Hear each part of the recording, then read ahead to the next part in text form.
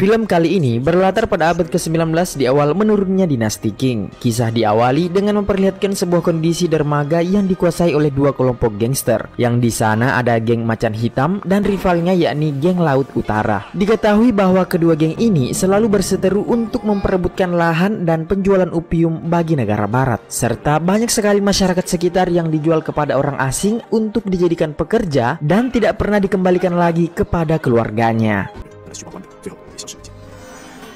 Geng Macan Hitam sendiri dipimpin oleh seorang ahli kungfu hebat bernama Lei. Kita sebut saja Ketua Lei. Selain menjual opium ke negara barat, Ketua Lei juga memiliki banyak bisnis haram seperti rumah bordil, tempat judi, sarang opium, dan lain-lain. Di sini Ketua Lei tidak sendiri dalam mengurus bisnisnya, yang mana beliau merekrut 3 anak angkat untuk memimpin masing-masing usahanya tersebut. Yang pertama ada Iblis Utara, sang pemegang sarang opium. Kedua ada Gagak Hitam, sang pemegang tempat judi yang dikenal licik dan serakah. Dan ketiga ada Ular Tua, sang pemegang rumah bordil yang sangat peka terhadap generasi muda yang dinilai akan berbakat dalam dunia kepargoian. Ya, dan kisah kali ini akan berfokus pada seorang pria tampan dan pemberani yang masih belum menyadari kalau dirinya akan menjadi legenda. Pria tersebut bernama Wong Fei Hung. Kita panggil saja Fei Hung, yakni seorang anak yatim piatu yang sejak kecil dilatih kungfu oleh seorang biksu Shaolin di dalam gua entah berantah. Terlihat saat ini Fei Hung sedang bersama para ahli bela diri yang dianggap jago untuk menghadap pada Ketua Lei yang saat ini berada di markasnya.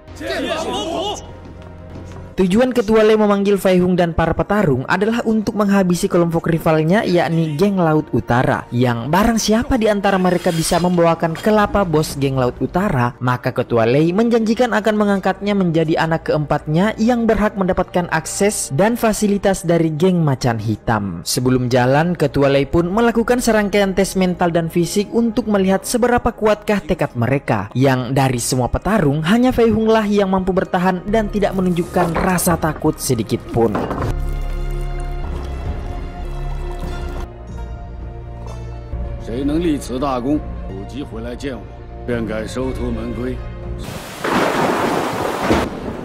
Singkat cerita, Fei Hung dan kawan-kawan sudah berangkat menuju markas geng Laut Utara, di mana saat ini Fei Hung menjadi satu-satunya utusan geng Macan Hitam yang masih bertahan dan mampu mengalahkan banyak sekali pengikut geng Laut Utara hanya seorang diri saja. Dan kini tibalah saatnya Fei Hung menghadapi sang bos, yang mana pada scene ini Fei Hung menunjukkan suatu tekad kuat dibarengi dengan kemampuan bela diri mumpuni, yang dengan mudah ia mampu menebas kelapa bos geng Laut Utara dengan cara yang begitu cadas.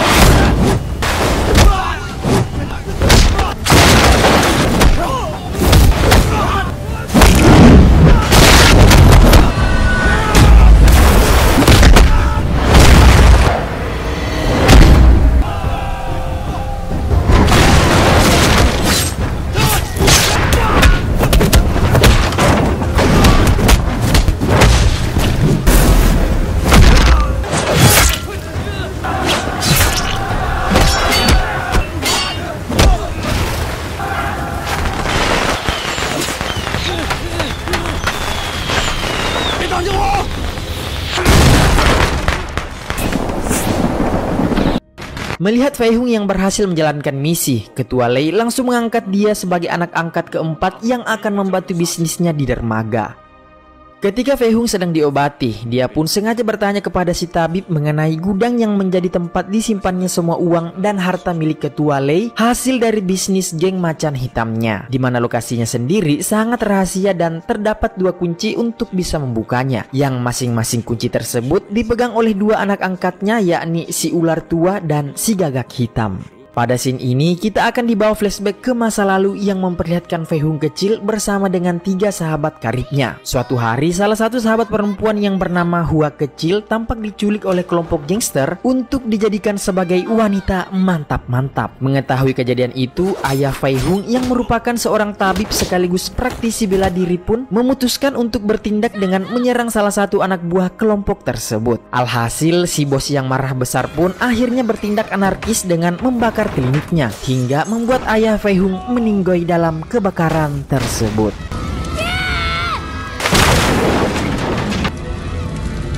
Atas peristiwa itu, Fei Hung dan satu sahabatnya yang bernama Api memutuskan untuk balas dendam. Namun setelah mereka sampai di sana, seluruh kelompok tersebut telah habis dilibas oleh kelompok geng yang tidak lain adalah geng Macan Hitam di bawah pimpinan ketua Lei. Beruntungnya bersamaan dengan itu, muncullah sahabat baik ayah Fei Hung yang langsung membawa mereka berdua ke kuil Shaolin untuk diajari kungfu. Serta yang paling penting, kedua bocil ini dilarang untuk meninggalkan tempat tersebut sebelum mereka paham betul apa sih arti dari balas dendam yang sesungguhnya.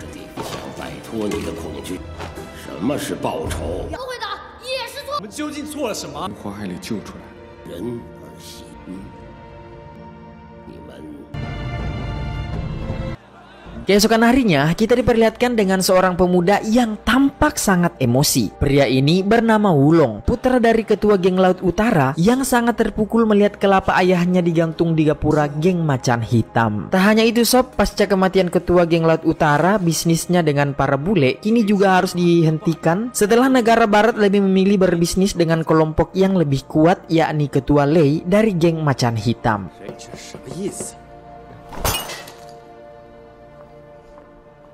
Scene lalu kembali ke Fei Hung yang kini sudah resmi menjadi anak angkat keempat ketua Lei.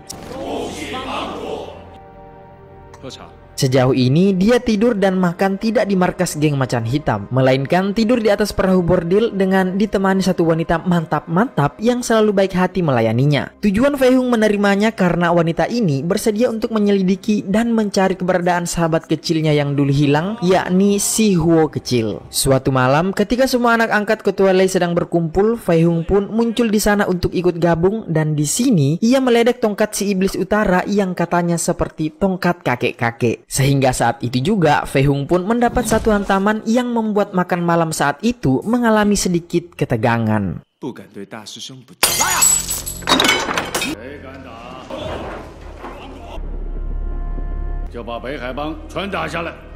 Sementara itu kita akan melihat si Api bersama Chun yang kini memimpin sebuah kelompok bernama geng anak yatim yang para orang tuanya menjadi korban kekejaman dari geng Macan Hitam. Dari sini terungkap sebuah fakta bahwa Fei Hung sendiri ternyata juga merupakan bagian dari mereka semua, dan bergabungnya dia dengan geng Macan Hitam adalah untuk membalas dendam demi bisa menghancurkan semua geng kejam yang ada di kota tersebut. Keesokan harinya, ketua Lei tampak sedang menemui para bule yang meminta lebih banyak pekerja.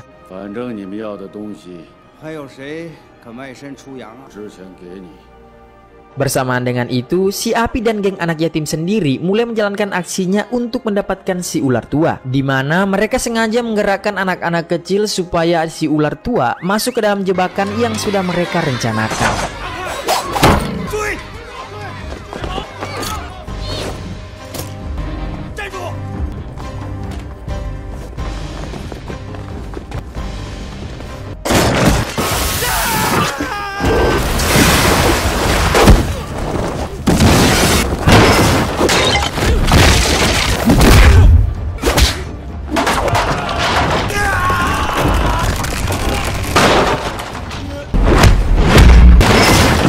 Saat si ular tua sudah keok, Api dan Chun pun lalu menduplikat kunci gudang yang dipegang oleh si ular tua agar bisa dibuat replikanya sehingga ketua Lei tidak akan merasa curiga tentang tujuan mereka yang sebenarnya. Setelah berhasil mereplika kunci gudang, si Api pun menemui Fei Hung untuk memberikannya kunci tersebut, di mana Fei Hung sendiri langsung mendatangi si gagak hitam untuk mengadu domba dia dengan si iblis utara agar terjadi konflik di antara keduanya. Alhasil, Fei Hung pun diajak si Gagak Hitam menuju gudang uangnya untuk membuktikan kebenaran kunci tersebut sekaligus semua yang dikatakannya. Yang setelah berhasil, otomatis Fei Hung akhirnya tahu di mana letak gudang uang itu berada. Tanpa membuang-buang waktu, Fei Hung segera memberitahukan lokasi gudang itu kepada si Api dan Chun agar mereka secepatnya melakukan pencurian sesuai rencana. Sementara itu, Fei Hung sendiri diajak oleh Ketua Lei untuk melihat-lihat koleksi senjatanya di salah satu gudang penyimpanan barang. Yang tanpa keduanya duga, muncullah Wulong dari geng Laut Utara yang hendak menuntut balas dendam atas kematian ayahnya. Saat itu terjadi perkelahian yang luar biasa, yang mana Ketua Lei tampak menghadapi puluhan anak buah Wulong tanpa rasa ampun. Sementara Fei Hung sendiri menghadapi Wulong dengan gerakan dan jurus-jurus yang luar biasa. Yang tentu teknik-teknik ini hanya dimiliki oleh para petarung dengan ilmu di atas rata-rata sob.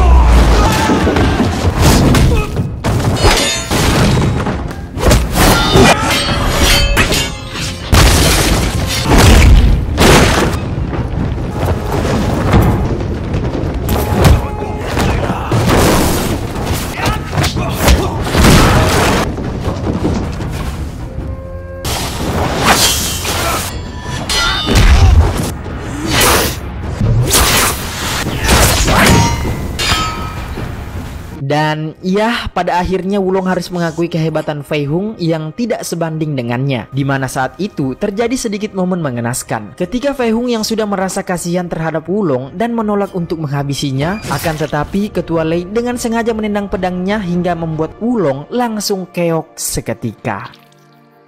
Di malam itu juga, si Api langsung melancarkan rencana selanjutnya, yaitu membakar sarang opium yang menjadi bisnis utama Ketua Lei.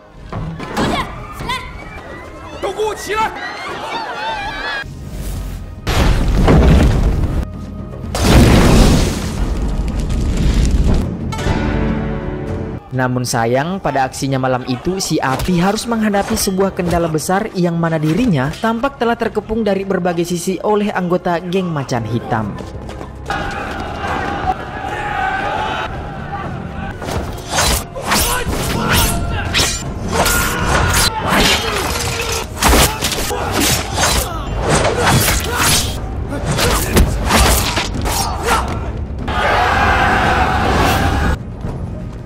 Sementara di sisi lain, si Gagak Hitam yang memiliki kunci gudang kedua tampak dipancing menuju ke suatu tempat. Yang di situ sudah ada geng anak yatim beserta si Fei Hung yang sudah siap membalas dendam atas semua perbuatannya terhadap para orang tua mereka yang meninggoy sebagai pekerja. Setelah dua kunci sudah didapatkan, Chun dan kawan-kawan langsung membuka gudang uang dan mengambil semua perak yang ada di sana untuk dibagikan kepada masyarakat yang membutuhkan. Mengetahui hal tersebut, Ketua Lei benar-benar tampak begitu murka, dan yang tak diduga di sini ternyata si Api berhasil tertangkap. Sehingga dengan itu Ketua Lei langsung meminta sebuah gunting dan memerintahkan Fei Hung untuk menghabisi sahabat baiknya sendiri.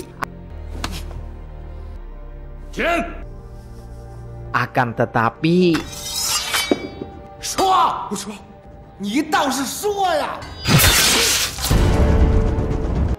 keesokan paginya, Fei Hung yang semakin benci terhadap Ketua Lei pun langsung pergi ke dermaga untuk membebaskan para pekerja yang akan dikirim ke negara barat. Sementara tanpa sepengetahuan siapapun, si wanita mantap-mantap yang sering bersama Fei Hung terlihat mendatangi Iblis Utara di kamar pribadinya. Yang dimana pada scene ini terkuak sebuah fakta mengejutkan kalau ternyata wanita mantap-mantap ini adalah Hua kecil yang merupakan sahabat Fei Hung yang dulu diculik sewaktu kecil. Tujuan dia datang ke sana adalah untuk menghabisi si Iblis Utara demi bisa membantu Fei Hung dan masyarakat agar bisa terbebas dari kesuliman geng Macan Hitam. Akan tetapi yang terjadi, beruntung si Iblis Utara berhasil dihabisi oleh Chun.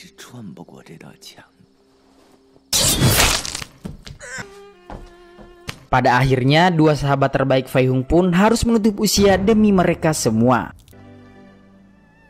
Setelah dirasa cukup dengan strategi diam-diam mereka, Fei Hung yang sekarang sudah memiliki style berpakaian seperti ayahnya pun memutuskan untuk mengakhiri ini semua dengan cara mendatangi markas geng Macan Hitam saat itu juga.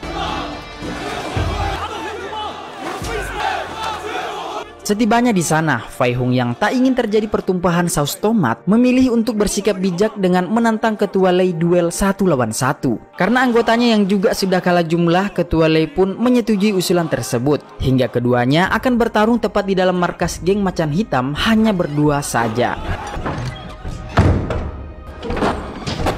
Sebelum bertarung, Fei Hung sengaja mengambil lentera api dan membakar semua yang ada di dalam markas itu. Sementara Ketua Lei sendiri tampak tidak gentar dan membiarkan hal itu terjadi. Hingga tanpa basa-basi lagi, pertarungan antara keduanya pun dimulai.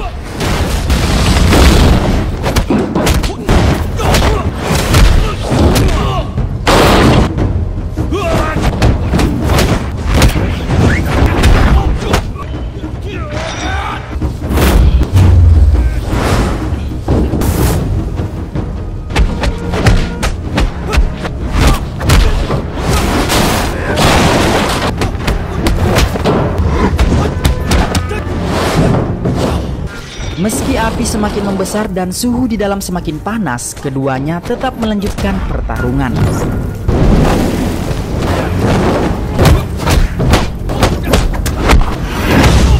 Sementara di luar, semua anak buah geng Macan Hitam akhirnya memutuskan untuk kabur setelah menganggap bos mereka telah keok ditelan api. Di dalam sana, Fei Hung dengan tekadnya yang begitu kuat akhirnya mulai bisa menguasai pertarungan, hingga Ketua Lei pun akhirnya bisa dikalahkan.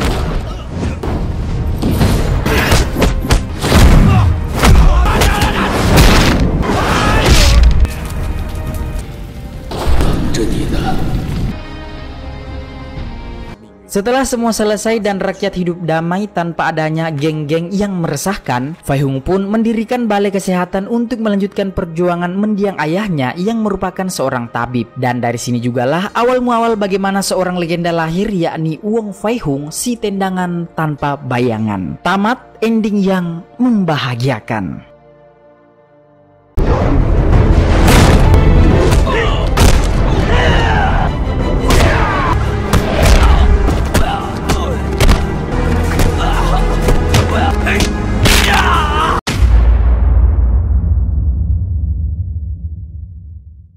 Film dibuka dengan memperlihatkan seorang bocah bernama Huo Yuanjia, kita sebut saja Yuanjia, seorang anak dari master kungfu terkuat yang diam-diam sedang mengamati ayahnya berlatih teknik kungfu mematikan.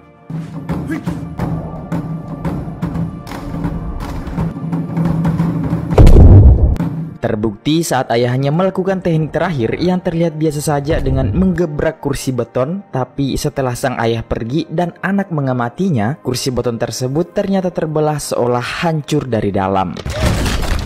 Keesokan harinya saat sang ayah sedang mengajar murid-murid seperti biasa, tiba-tiba Yuanjia datang mengantar teh yang seharusnya dibawa oleh pelayan. Di situ sang ayah memarahinya sambil melarang Yuanjia datang melihat latihan kungfu. Hal itu karena Yuanjia ini ternyata sejak kecil telah mengidap penyakit asma akut. Tapi ya yang namanya juga anak keturunan master kungfu ya kan sob. Jadi diam-diam Yuanjia ini berlatih kungfu seorang diri sambil selalu ditemani oleh sahabat baiknya bernama Jisun, yang merupakan seorang anak akademis dan selalu mengerjakan tugas-tugas Yuanjia. Sementara Yuanjia sendiri lebih memilih berlatih kungfu secara otodidak. Diketahui sob kalau ayah dari Yuanjia ini merupakan salah satu ahli kungfu terbaik di kota Tianjin yang belum pernah terkalahkan. Hal itu terbukti dengan banyaknya penghargaan-penghargaan yang terpampang di dinding rumahnya. Singkat cerita, keesokan harinya salah seorang master kungfu bernama Zhao dari perguruan lain tampak menantang perguruan kungfu Master Huo yang tak lain adalah ayahnya Yuanjia. Setelah surat pernyataan hidup mati ditandatangani, pertarungan pun berlangsung sambil disaksikan oleh seluruh masyarakat kota yang sangat antusias.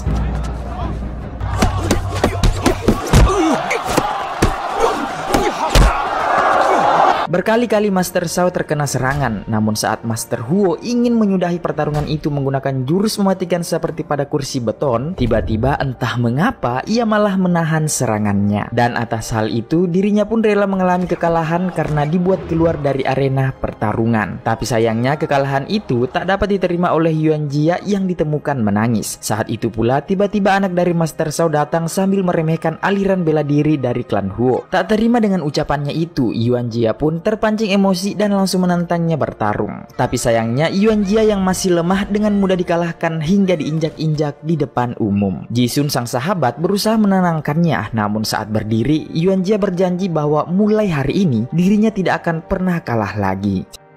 Sesampainya di rumah, Yuan Jia yang ketahuan telah berkelahi oleh ayahnya tampak hendak diberi hukuman. Akan tetapi beruntungnya sang ibu datang di sana dan menolongnya.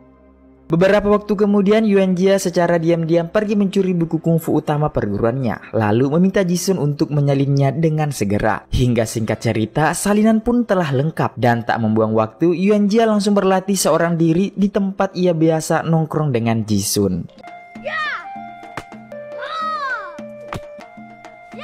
Beberapa hari kemudian dengan gagah berani, Yuan Jia kembali menantang anak dari Master Shao untuk berduel ulang dan hasilnya...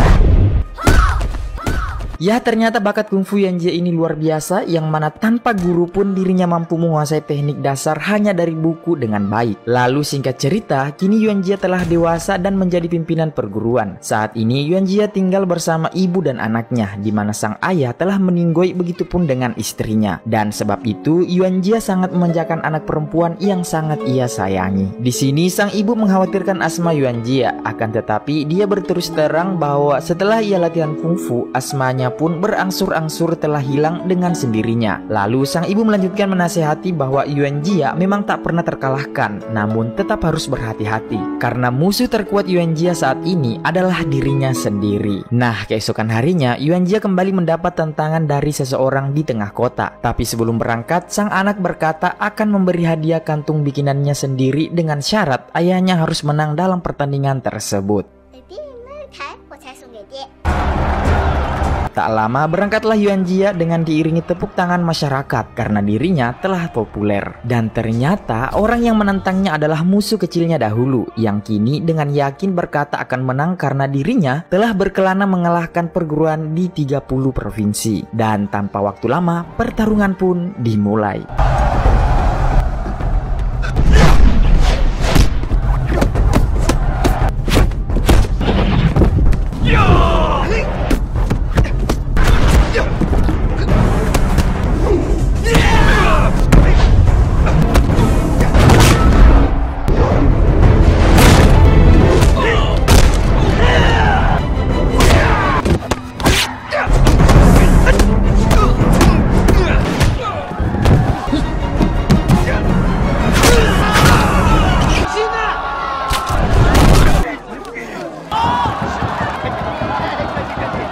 Malam harinya Yuan Jia mengadakan syukuran di restoran sahabat kecilnya, yakni Jisun, yang kini telah menjadi pengusaha sukses yang kaya raya dari bisnis restorannya. Dalam gemerlapnya perayaan, ternyata di rumah sang anak sedang menunggu kedatangan ayahnya untuk memberi hadiah sebuah kantung yang telah ia buat sendiri. Setelah itu, hari demi hari ada saja orang yang berusaha menjajal kehebatan kungfu dari Yuan Jia.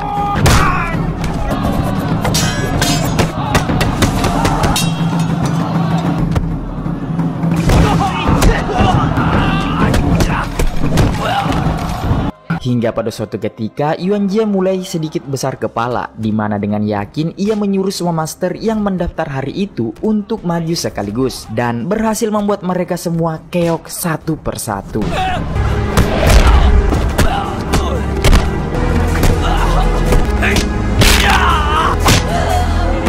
Atas prestasi-prestasinya itu, Yuan Jia tampak begitu senang karena telah menggapai mimpinya, yakni menjadi kungfu master nomor 1 di kotanya. Sementara di rumah, ibu dan anaknya selalu menunggu Yuan Jia yang kini sering telat makan malam bersama karena ia kini lebih sering nongkrong di restoran sahabatnya sambil menerima banyak pujian dan murid-murid yang juga terus semakin bertambah banyak. Tapi tanpa diduga saat itu ada seorang pria misterius yang tiba-tiba berbisik pada Yuan Jia, di mana ia berkata bahwa dirinya belum seutuhnya menjadi juara di kota Tianjin karena belum pernah bertarung melawan ayah angkatnya yakni Master Qin. Siapa sangka bisikan itu rupanya menjadi pikiran buat Yuan Jia hingga ia pun curhat kepada Jisun. Sebagai sahabat yang baik, Jisun hanya bisa menasihati kalau ini semua sudah lebih dari cukup dan Yuan Jia semestinya harus lebih sering memperhatikan anak semata wayangnya dan ibunya di rumah. Namun apa boleh dikata, ternyata ambisi Yuan Jia masih tak bisa ia bendung. Hingga di suatu malam dengan kepanikan para murid datang menghadap padanya dan terlihat salah satu dari mereka dalam keadaan babak belur di mana ia mengaku habis dihajar oleh Master Qin. Mendengar hal tersebut membuat Yuan Jia langsung naik darah dan tanpa basa-basi mendatangi Master Qin yang kebetulan malam itu sedang mengadakan syukuran hari ulang tahunnya di restoran Jisun. Tanpa banyak bacot, di sini ia langsung menantang Master Qin untuk bertarung dan menandatangani surat hidup mati. Meskipun Jisun di sini telah meminta pada Yuan Jia untuk berhenti, akan tetapi dengan kerasnya ia tidak mau mendengar sahabatnya tersebut, hingga membuat Jisun memilih untuk mengakhiri persahabatannya dengan Yuan Jia saat itu juga. Dan pada akhirnya perduelan di antara mereka pun tak bisa dihindarkan lagi.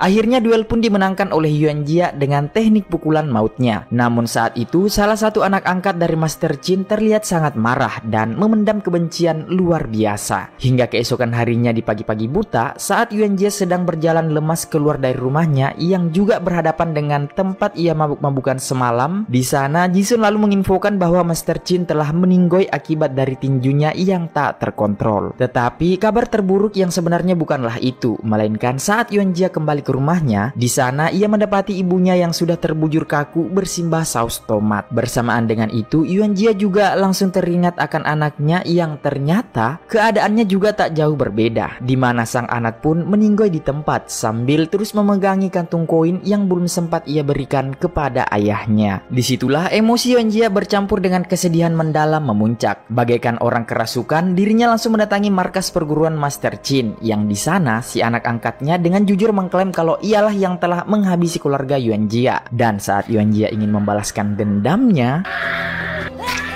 dan kini hanya tinggal istri dan anak dari Master Qin yang hidup. Tapi alhamdulillah, di sini Yuan Jia masih memiliki rasa iba dalam hatinya hingga akhirnya mengurungkan niatnya untuk menghabisi mereka. Tapi bagian yang paling gila ternyata belum selesai, di mana saat Yuan Jia keluar, tiba-tiba ia didatangi para murid yang menyuruh si murid kurang ajar menceritakan yang sebenarnya. Di mana di sini terungkap kalau penyebab ia dihajar oleh Master Qin ternyata karena saat mabuk ia telah melecehkan dan menghina istri Master Qin. Banyak dari muridnya yang mengetahui kejadian itu, tapi mereka malah memilih diam dan sengaja tak memberitahu Yuan Jia karena ingin memanas-manasi gurunya agar bertarung dengan Master Qin. Mendengar itu, Yuan Jia yang sedang dalam titik terendahnya hanya bisa senyum-senyum seperti orang gila sambil berjalan sempoyongan meninggalkan kota yang dulu membanggakannya.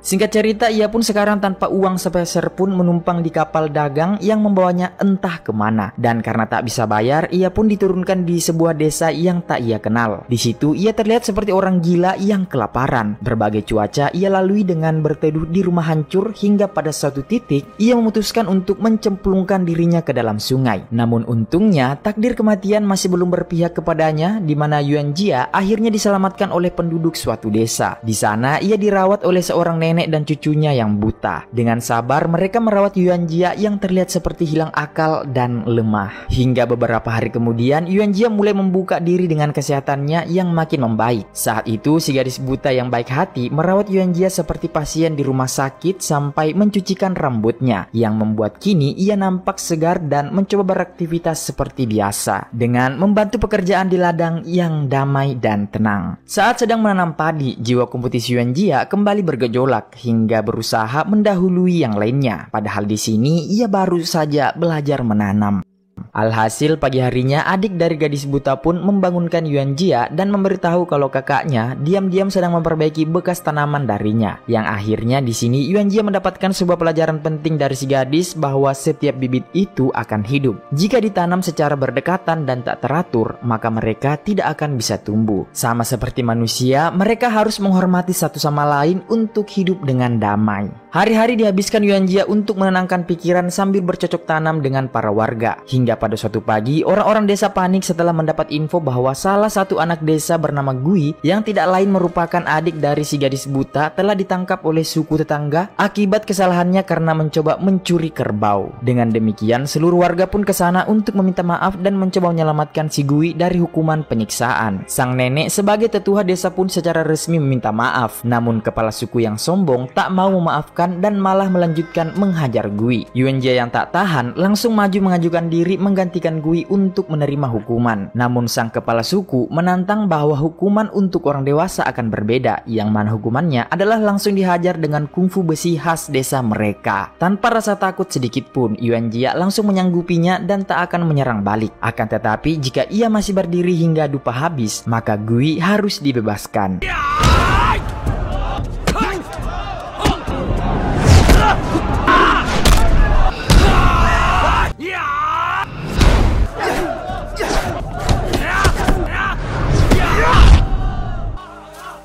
Dengan demikian, Yuan Jia telah berjasa bagi penduduk desa tersebut, hingga anak-anak desa pun semakin menyayanginya. Hari-hari pun terus berlalu, hingga pada suatu ketika, Yuan Jia kembali teringat anaknya saat dirinya memegang kantung hadiah yang tak sempat secara langsung diberikan padanya.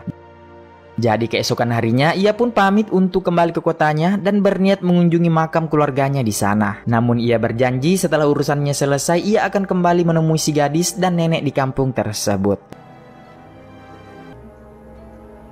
Langkah demi langkah Yuan Jia semakin jauh hingga akhirnya ia pun sampai di kota Tianjin yang kini sudah berubah drastis, di mana pada tahun itu berbagai negara di dunia mulai masuk ke Cina dan salah satunya di kota Tianjin, tempat Yuan Jia berasal yang kini secara politik dan ekonomi telah dikuasai oleh negara asing. Yuan Jia pun kembali ke rumahnya yang di sana masih ada seorang asisten rumah tangga yang paling setia sejak ayahnya masih ada. Di sana Yuan Jia mulai merefleksikan dirinya dengan semua yang telah terjadi hingga saat ini, dan dengan yakin ia pun membakar semua cindera mata kemenangan dirinya saat menjadi juara dahulu, sebagai bukti akan kesadarannya untuk apa itu kungfu sebenarnya. Saat mendatangi makam kedua orang tuanya, di sini Yuan Jia teringat suatu momen saat ayahnya dahulu menahan pukulan terakhirnya yang dapat menghancurkan kelapa lawannya. Dan setelah melalui semua perenungannya selama bertahun-tahun terakhir, ia akhirnya sadar kalau almarhum ayahnya inilah yang merupakan juara sejati. Keesokan harinya Yuan Jia mendatangi kediaman Master Jin untuk meminta maaf pada anak istrinya, sekaligus memberikan penghormatan terakhir pada almarhum Master Jin. Siang harinya ia berkeliling kota untuk melihat-lihat keadaan yang baru. Suatu ketika saat Yuan Jia membeli sebuah koran, di situ tertulis jelas bahwa seorang petarung negeri barat bernama O'Brien dikabarkan telah mengalahkan berbagai master kungfu Cina dan meremehkan para petarung Cina yang dianggapnya sebagai penyakitan. Tak hanya sampai di situ, O'Brien juga menantang siapapun untuk datang ke kota Shanghai yang merupakan tempat arena berlangsungnya pertandingan jika berani. Karena tidak punya cukup dana untuk berangkat ke sana, ia pun kembali menemui sahabat lamanya untuk meminta bantuan. Akan tetapi, Jixun yang masih merasa kecewa pada Yuan Jia pun tampak enggan membantunya. Sampai akhirnya, Yuan Jia memilih untuk pergi dengan meninggalkan koran berita itu di atas mejanya.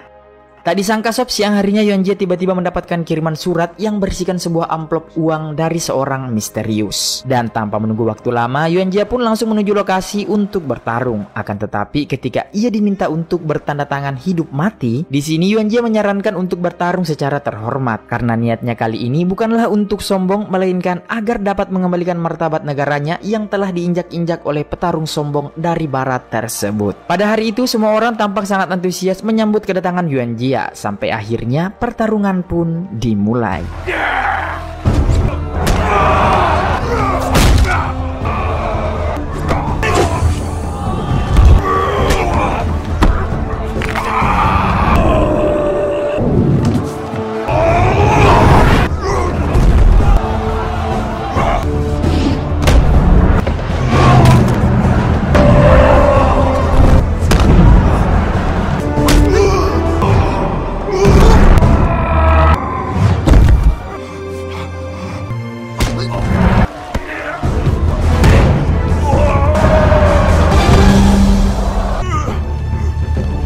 Kemenangan Yuan Jie kala itu menjadi berita heboh yang mendunia hingga mengembalikan harga diri petarung Cina. Dan tanpa diduga, Jisun yang mengetahui kemenangan dan niat baik dari Yuan Jie akhirnya memilih untuk mendatanginya. Di sini terkuak sebuah fakta kalau orang misterius yang telah mengirimkan uang pada Yuan Jie tempo hari ternyata adalah Jisun. Tak hanya itu, di sini Jisun mengatakan kalau ia siap untuk membantu niat baik Yuan Jie dalam mendirikan federasi olahraga. Jisun adalah sahabat yang tulus hingga ia pun mendukung secara finansial bagi visi misi Yuan Jie untuk menjadikan bela diri Cina dipandang dunia sebagai kungfu yang penuh etika dan rasa hormat, bukan bela diri brutal yang tak peduli dengan nyawa seperti yang dilakukan O'Brien asal barat yang telah menghabisi lawan-lawannya hingga cacat sampai meninggoy. Pada intinya, Yuan Jie ingin menjadikan kungfu Cina sebagai olahraga yang mendunia yang dapat membentuk disiplin baik secara fisik maupun spiritual. Jadi dengan demikian, dengan bantuan Jisun secara ekonomi, perguruan kungfu kembali dibangun dengan nama Federasi Olahraga Jingwu, dan tanpa waktu lama para murid pun berdatangan hingga kungfu Cina kembali menunjukkan gelora semangatnya. Sementara itu di tempat berbeda, pihak asing sedang berdiskusi tentang ketidakterimaan mereka atas kekalahan petarungnya yang telah membuat mereka rugi besar saat itu. Jadi mereka pun membuat sebuah rencana besar untuk mengalahkan Yuan Jie, yakni kembali menghadapkannya dengan para petarung terbaik dari berbagai aliran di dunia. Singkat cerita, keesokan harinya Jisun mendatangi Yuan Jie dan mengabarkan bahwa Jepang telah mengumumkan pada publik untuk menantang Yuan Jie dalam pertarungan 1 melawan 4 petarung terbaik dari berbagai aliran bela diri di dunia untuk membuktikan bahwa bela diri Cina layak dipelajari secara mendunia. Demi kebaikan federasi olahraga yang dibentuk dan mengangkat martabat negaranya, Yuan Jie pun tak ragu-ragu menyanggupinya. Akan tetapi sebelum ia bertanding, Yuan Jie meminta agar Jisun berjanji untuk mengambil alih federasi olahraga yang telah mereka bangun setelah pertandingannya selesai, karena dirinya akan kembali ke kampung tempat di mana si gadis dan nenek berada, sebab ia telah berjanji pada mereka untuk kembali ke sana. Hingga singkat cerita, hari yang ditunggu-tunggu pun datang, di mana semua orang sangat antusias memenuhi gedung olahraga besar untuk menyaksikan pertandingan yang luar biasa antara Yuan Jie melawan 4 ahli bela diri dari negara yang berbeda. Tak menunggu waktu lama, pertarungan pertama pun dimulai, di mana Yuan Jie melawan petinju terbaik asal Inggris.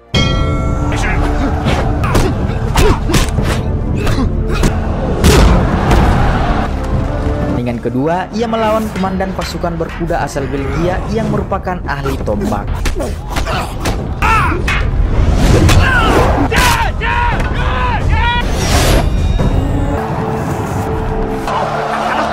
Pada pertarungan ketiga, ia melawan juara dunia pedang asal Prancis.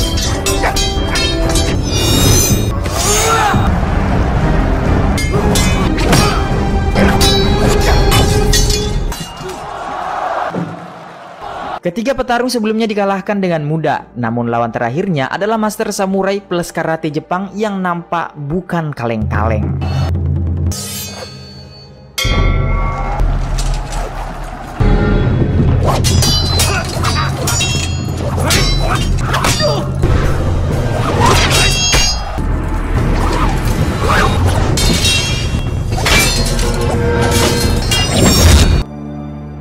lonceng pun akhirnya dibunyikan, pertanda akan dilanjutkannya babak berikutnya di mana mereka akan bertarung dengan tangan kosong. Menyadari kalau petarung mereka akan kalah, pihak asing yang tidak ingin dipermalukan lagi akhirnya melakukan sebuah kecurangan dengan menukar cangkir teh milik Yuan Jia dengan sebuah racun mematikan yang akan melemahkannya. Saat pertarungan dimulai, di situ mulai terlihat kondisi Yuan Jia yang tak sehat, di mana pandangannya tampak mulai kabur dan tiba-tiba memuntahkan cairan hitam. Tanaka sebagai petarung Jepang yang sportif langsung menghentikan pertandingan karena dirinya di sini juga tak tahu kalau ada oknum Jepang yang telah meracuni Yuan Jia. Sementara itu, Yuan Jia yang sadar berkata pada rekan-rekannya bahwa ia telah diracuni. Mengetahui gurunya diracun, salah satu muridnya ingin balas dendam. Namun Yuan Jia menasihatinya bahwa balas dendam hanya akan membawa kebencian yang tak berujung, sama seperti yang dialaminya dahulu. Sebagai sahabat sejati, Jisun ingin membawanya ke rumah sakit dan memintanya untuk melupakan pertandingan. Namun tak diduga, Yuan Jia dengan jiwa besarnya saat ini berkata bahwa jika ia mundur saat ini juga, maka ilmu bela diri negaranya akan terus diinjak-injak oleh negara asing. Ia pun meminta maaf pada Jisun karena ia baru menyadari apa arti kungfu yang sebenarnya baru-baru ini. Pada akhirnya dengan gagah berani, Yuan Jia pun kembali ke atas arena dengan wajah yang sudah pucat. Sementara rakyat Cina tampak terus membakar semangatnya dengan mendukung Yuan Jia habis-habisan. Di sini Tanaka sudah memperingatinya agar pertandingan tidak dilanjutkan, namun Yuan Jia tetap ingin melanjutkan pertandingan dengan kondisinya yang sangat jauh dari prima.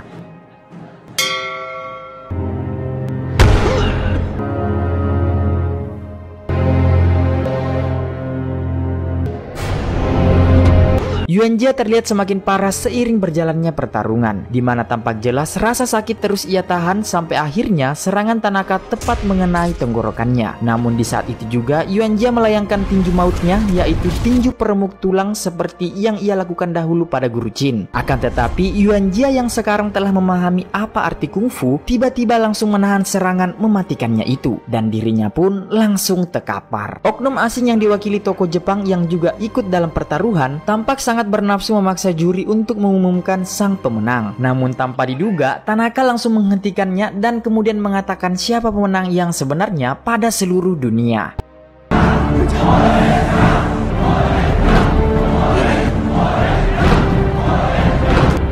Atas tindakan Tanaka tersebut membuat oknum Jepang ini kalang kabut dan marah pada Tanaka. Namun Tanaka berkata kalau sebenarnya dialah yang kalah jika saja Yuan Jia tetap melanjutkan tinju mematikannya. Terlebih Tanaka yang sportif juga menyadari kalau Yuan Jia juga seperti diracuni yang pastinya ulah dari oknum tersebut. Dengan demikian Yuan Jia telah menjadi legenda dalam memajukan kungfu, dan berkat semangat kebaikan yang dibawanya mengajarkan bahwa bela diri Cina sebenarnya bukanlah untuk kesombongan dan menghabisi makhluk hidup lainnya. Tamat ending yang cukup menyedihkan.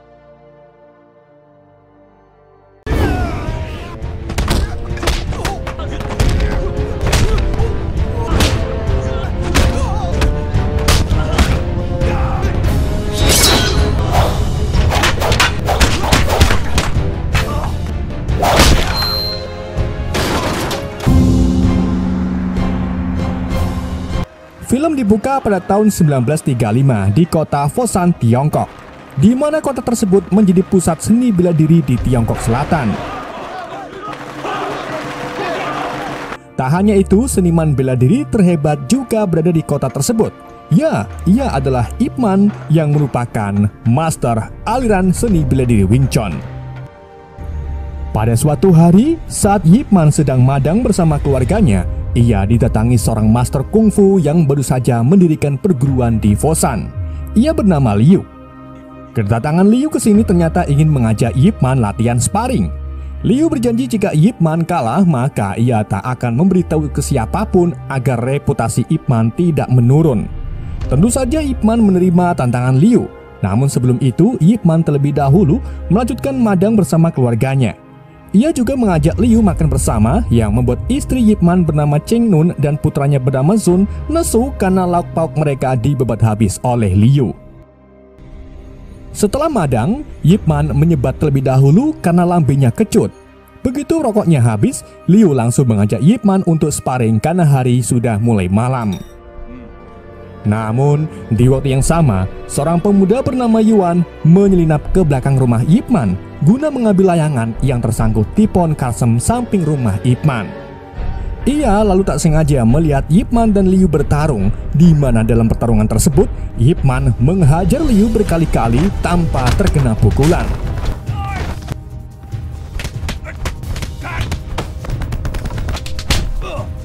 Setelah kalah dari Ip Man, Liu meminta Ip Man agar tidak memberitahu orang-orang tentang kekalahannya, karena jika ada master yang tahu kehormatan Liu sebagai master kungfu bakal dipermalukan.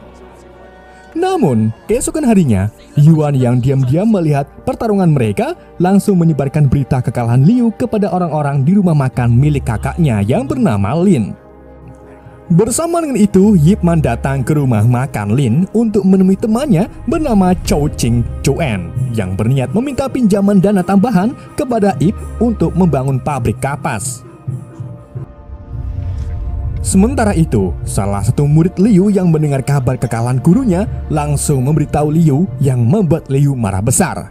Ia pun pergi ke rumah makan Lin untuk menghajar Yuan. Namun untungnya, Lin menenangkan Liu dan memberitahu kalau Ip Man sedang makan di ruangan tengah. Lin kemudian memberi pelajaran kepada adiknya dengan memplorotkan celananya agar ia tahu bagaimana rasanya dipermalukan. Namun tentu saja hal itu membuat Yuan sakit hati dan memilih kabur dari rumah.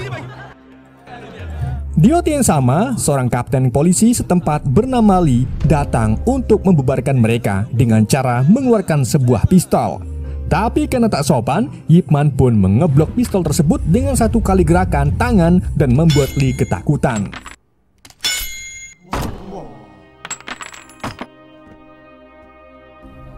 Di malam harinya, setelah Ip Man memberi pinjaman kepada Chou, Lin tiba-tiba datang untuk mengajaknya sparring.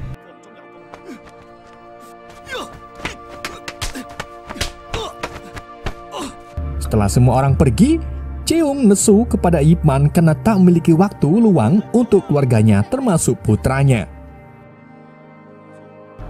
Di hari berikutnya, seorang master seni bela diri dari Tiongkok Utara sekaligus ketua geng bandit bernama Jin Zanzhao mendatangi kota Foshan dengan niatan menantang semua master bela diri di kota tersebut. Ia kemudian memulainya dengan menantang seorang master nggak tahu namanya dan berhasil mengalahkannya dengan sangat mudah.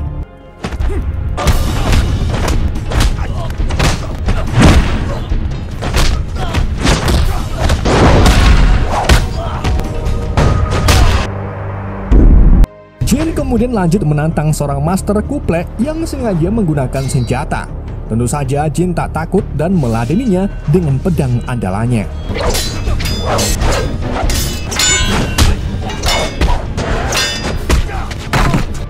Ia lalu lanjut bertarung melawan Master Liu yang awalnya mampu menyeimbangi kemampuan Jin. Namun di pertengahan, Liu kewalahan dan berakhir kalah di tangan Jin.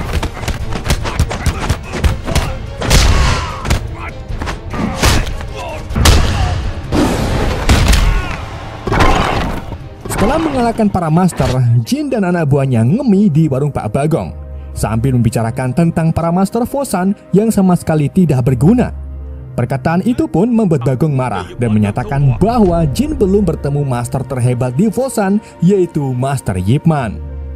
Mengetahui ada master hebat, Jin pun langsung pergi ke rumah Ip Man sambil diikuti oleh para warga yang ingin melihat kekalahan Jin yang sok jagoan. Sesampainya di sana, Jin secara tidak sopan mengajak Ip Man untuk berduel.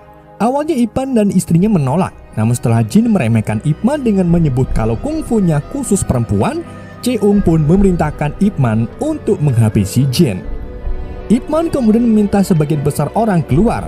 Setelah itu, ia pun mulai bertarung melawan Jin.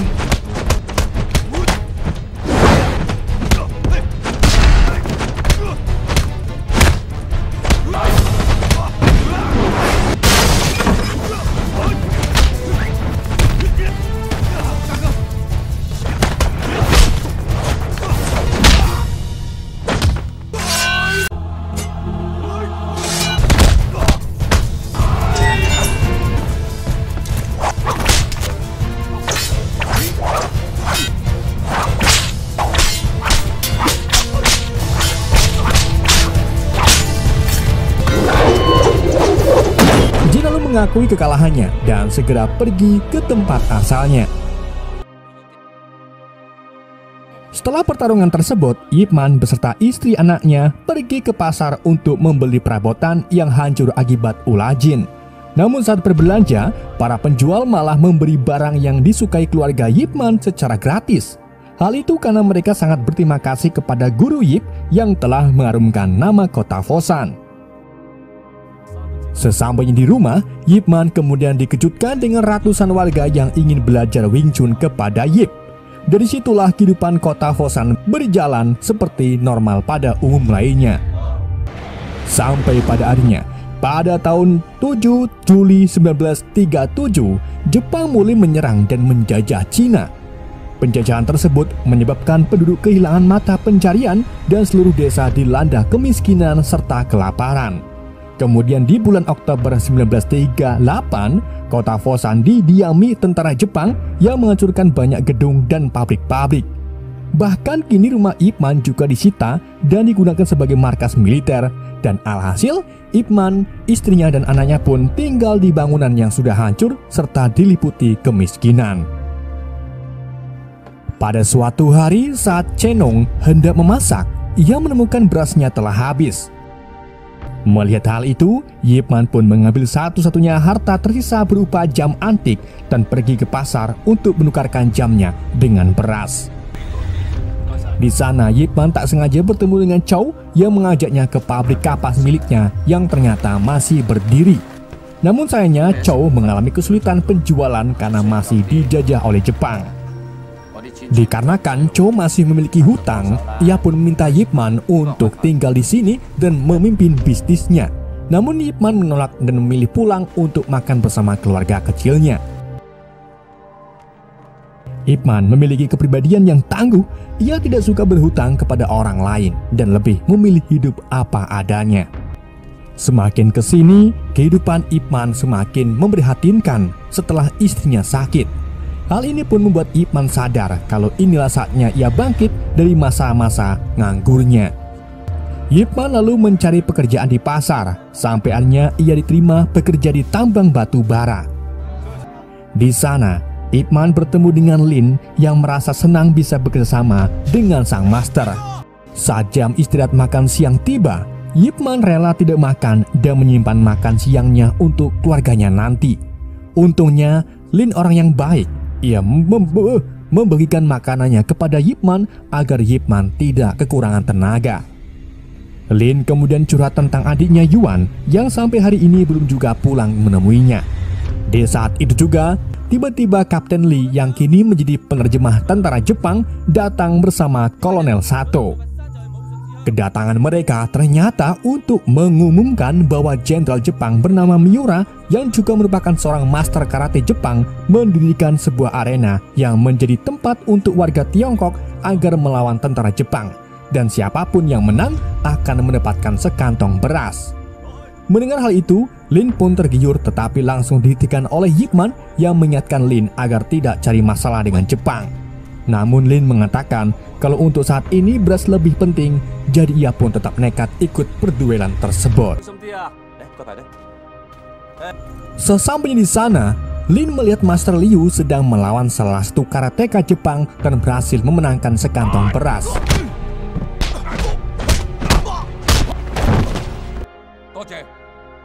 Di samping itu, Jenderal Miura melihat keseruan pertandingan dan berniat untuk bergabung melawan kungfu orang Cina.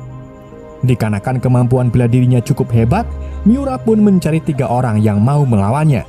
Tanpa pikir panjang, Lin pun maju ke arena bersama 2 pria lain dari perguruan lain. Di awal pertempuran, Miura berhasil menjatuhkan ketiganya dengan sangat mudah. Meskipun begitu, Lin tak mau menyerah dan bangkit lagi melawan Miura. Bahkan saat 2 yang lain sudah menyerah, Lin tetap maju sampai akhirnya Miura memukulinya beberapa kali dan menyebabkan Lin meninggal.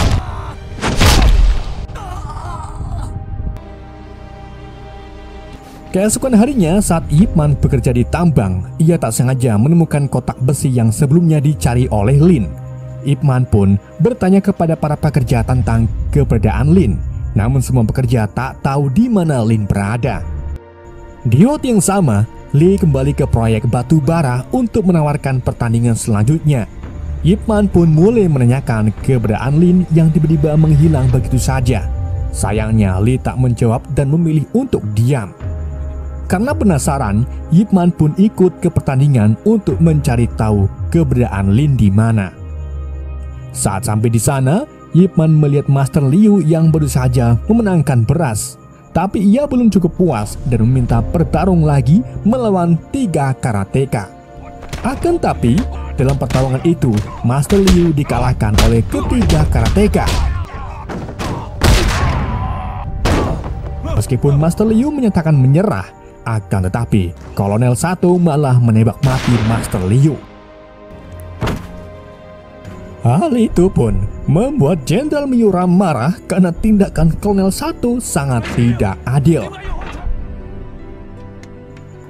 Sementara itu, Ip Man merasa tidak terima melihat Master Liu dibunuh secara tidak adil. Ia pun memutuskan untuk maju dan menantang Miura dengan melawan 10 karateka sekaligus.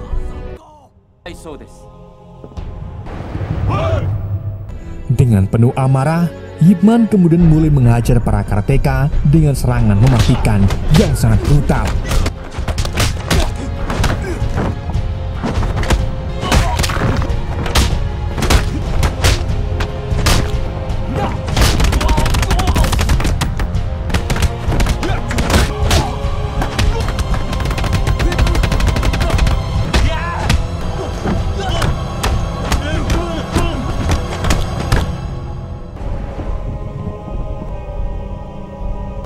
Miura kemudian memberikan Ip Man beras, namun Ip Man menolak karena kedatangannya bukan untuk beras. Jenderal Miura lalu menanyakan nama pria dengan pukulan lincah tersebut dan menyuruhnya agar datang lagi. Namun Ip Man menjawab kalau ia hanyalah pria Tiongkok biasa. Tapi Lee malah memberitahu nama lengkap Ip Man ke Miura. Ip Man kemudian mengambil beras milik Master Liu dan memberikannya ke keluarga Master Liu yang sangat terpukul atas kepergiannya. Setelah kejadian itu, Ip Man bertemu dengan Lee dan menyebutnya sebagai pengkhianat karena bekerja untuk Jepang serta membiarkan begitu saja warganya mati di tangan tentara Jepang.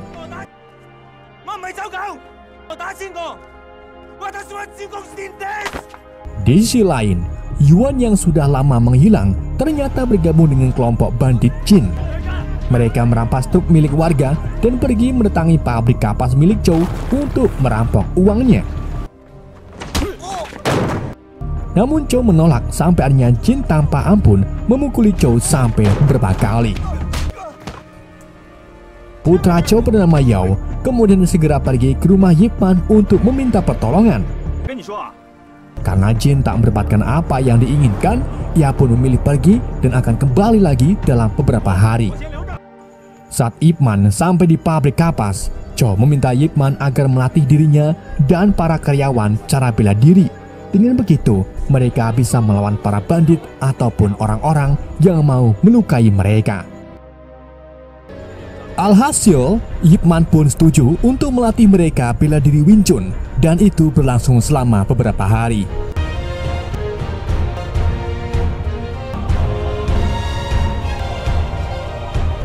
Di tempat lain, Jenderal Miura kesal karena Ip Man tak datang lagi ke arena dan menyuruh Lee untuk mencarinya.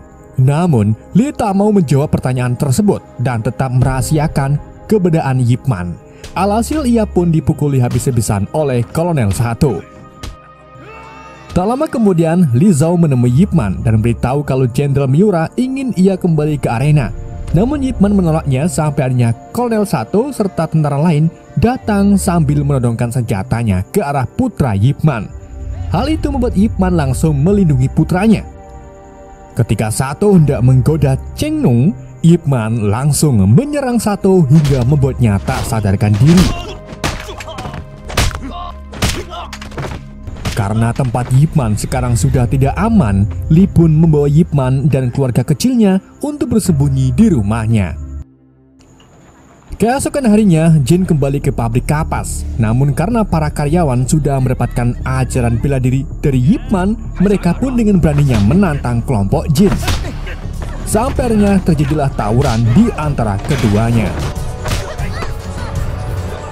Di tengah tawuran tersebut, Yip Man muncul dan bergabung dalam pertempuran itu. Tapi para bandit tak mundur begitu saja. Mereka lalu menggunakan kapaknya untuk melawan Yip Man.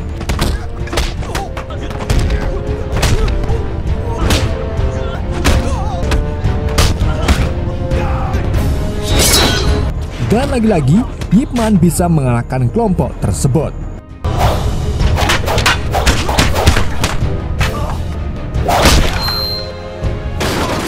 Setelah para bandit kabur, Yip Man mencegat Yuan dan memberitahu kalau kakaknya telah meninggal. Yip Man juga memberinya kaleng dari Lin yang isinya plastik layangan milik Yuan. Hal itu pun membuat Yuan semakin emosional dan sadar untuk meninggalkan geng bandit. Malam harinya, pihak Jepang mencari Yip Man ke pabrik kapas milik Chow. Mereka menyandra para karyawan pabrik dan memukuli Chow. Untungnya di waktu yang sama, Yip Man datang untuk menghentikan mereka. Jenderal Miura kemudian melihat kemampuan hebat Yip Man dan memintanya agar mengabdi kepada Kaisaran Jepang serta melatih para tentara Jepang kungfu Cina. Namun tentu saja Yip Man menolak tawaran tersebut dan malah mengajak Miura untuk berduel. Alhasil, Miura pun menerima tantangan tersebut demi menjunjung tinggi kehormatannya. Sebelum Yip Man dibawa pihak Jepang, ia meminta Chow agar membawa istri dan anaknya ke Hong Kong demi keselamatan mereka. Di keesokan harinya, Chow membawa istri Yip Man keluar dari kota Foshan. Tapi di tengah perjalanan, sang istri menangisi nasib Yip Man yang mungkin menjadi pertarungan terakhir kalinya.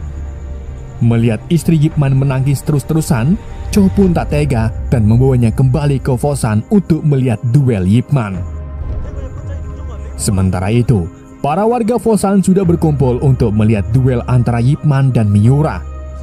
Sebelum naik ke ring, Kolonel Sato mengancam Yip Man agar kalah dalam pertarungan, atau jika tidak, maka ia sendiri yang akan membunuh Yip Man. Hal itu juga disetujui oleh Lee yang menyuruhnya agar mengalah saja. Dengan begitu, kedepannya Yip Man akan tetap selamat. Namun, Yip Man menghiraukan mereka dan bakal membantai Miura untuk menjunjung tinggi seni bela diri Cina.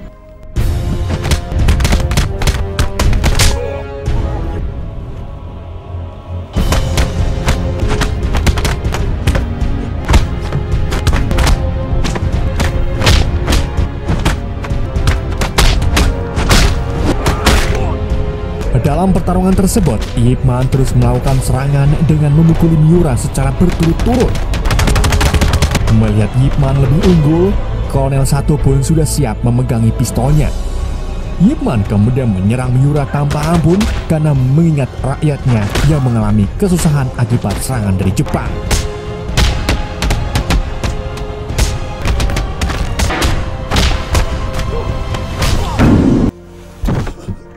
Warga Foshan pun bersorak untuk kemenangan Yip Man.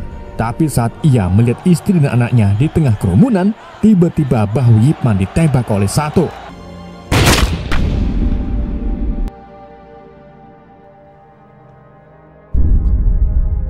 Para warga pun mulai rusuh melihat pahlawannya tertembak hingga membuat tentara Jepang kewalahan.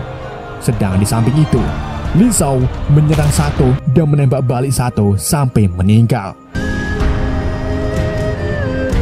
Di tengah kekacauan, Chow berhasil membawa Yip Man dan keluarga kecilnya pergi untuk melarikan diri menuju ke Hong Kong.